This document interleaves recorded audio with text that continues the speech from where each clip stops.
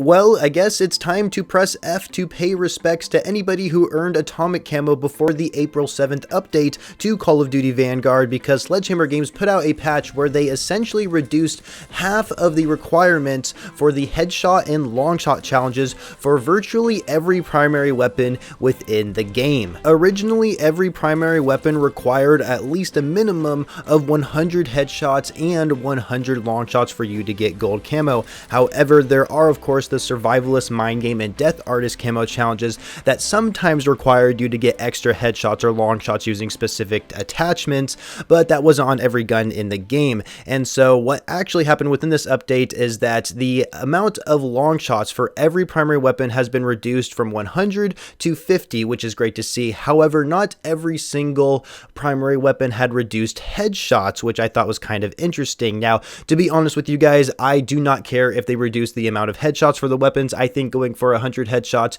is really no big problem at all, but maybe there's some of you out there that aren't good at shooting at people in the head. But for me personally, getting 100 headshots is like not a big deal at all whatsoever. So for them to reduce that, I guess that's a good thing. But reducing the amount of long shots is definitely great to hear, considering how annoying it actually is to go for 100 on every single gun in the game essentially. And now that they reduced it down to 50, it's going to make the grind a lot easier. And that's also why I said press F to pay respects to anybody who earned atomic camo before this update, because going for long shots were extremely annoying and tedious to complete. In Sledgehammer Games patch notes, they didn't say specifically which weapons have reduced headshots and long shots. However, I can confirm that every primary weapon did get reduced long shots by half, which is great to see. However, not every weapon had reduced headshots. So I'm going to show two different graphics on screen here that give you guys a better understanding of what's going on. So I'm first going to show you weapons that only have reduced headshots and long shots. So all these weapons you see on screen, they have reduced headshots and long shots by half, which is great to see.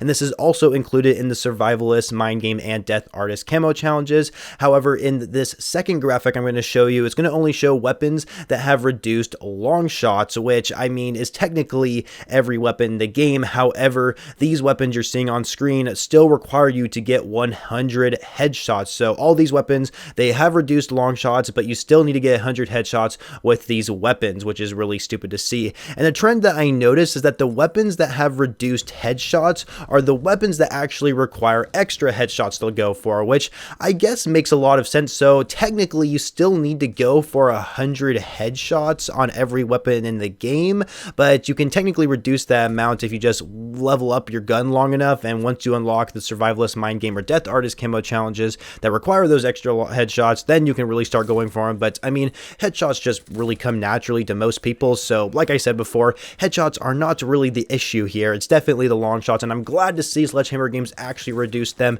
It took them long enough, considering I already have most of my long shots completed, which is kind of frustrating and annoying to think of, but it's a good thing nonetheless. Other fixes that came through this update, I guess there was some issue going on when your character is walking in the main lobby, and it says weapons will no longer be misplaced when a combat shield is equipped in the secondary weapon slot. I guess there is some weird glitch when your character is like walking in the lobby.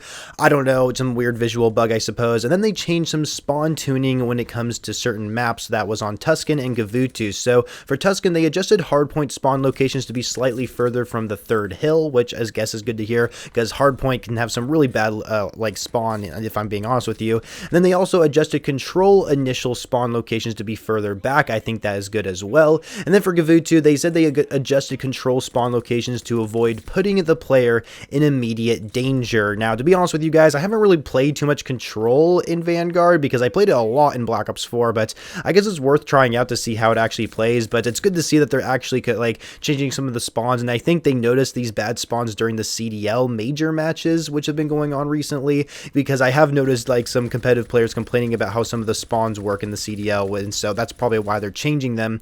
And then of course for the Armaguera, is that how you say the new SMG? Not a lot of people talk about it, which is really sad, but the Armaguera 43 SMG, it says weapon is no longer completely silent while firing from a silencer attachment equipped. So apparently the gun was completely silent when you shot it, when you had a suppressor on it, but now it's not going to be like that anymore, and that is something that I never came across, if I'm being honest with you, which is kind of weird to see.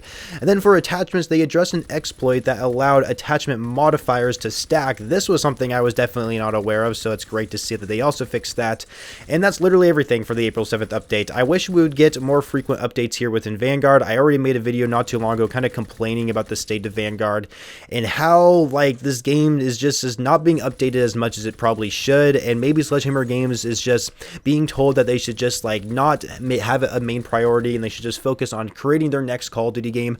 Who the hell knows what's going on? I wish we would get more frequent updates here within Vanguard, because I do like the way Vanguard plays, I really do, but the amount of packet bursts, especially with the internet that I have where I currently live, is just not acceptable at all whatsoever. However, it does seem like it's been improving recently, which is great to see.